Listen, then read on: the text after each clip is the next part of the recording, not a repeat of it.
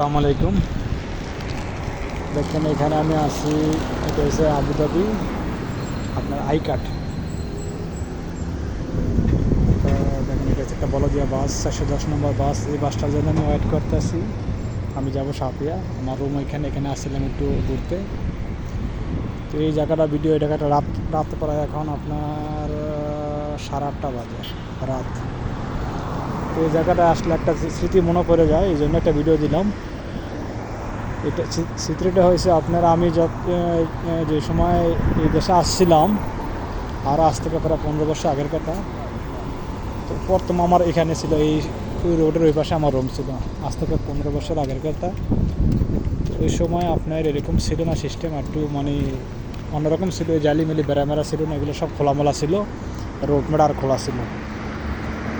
তো দেখেন 15 বছরের পরে দেখেন এখানে আসছি, এখানে আসলেই এই স্মৃতিগুলো এখনও ভোলা যায় না।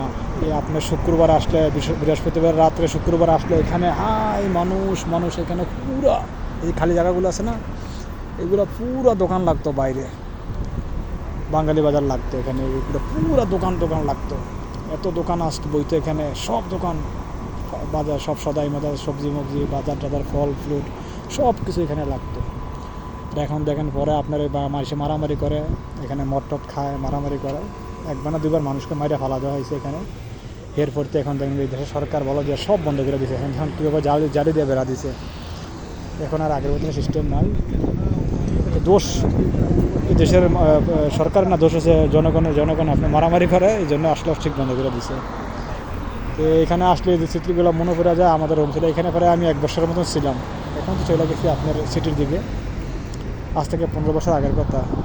দেখেন এখানে সামনে একটা ক্যাম্প মার্কেট, ওইখানে একটা গিফট, এটা হচ্ছে 1 to 20 মার্কেট। সুন্দর, এদেশের সিস্টেমগুলো খুব সুন্দর লাগে আপনার। দেখেন আজকে একটু ফাঁকা, কারণ আজকে ছুটির দিন তো, রবিবার। দেখেন রোড ফাঁকা, এত ফাঁকা থাকে না রোড। আমি এখন রুমে যাবো, বলদে বাসার জন্য ওয়েট করতে আছি। সবাই ভালো থাকবেন, আল্লাহ হাফেজ, আসসালামু আলাইকুম।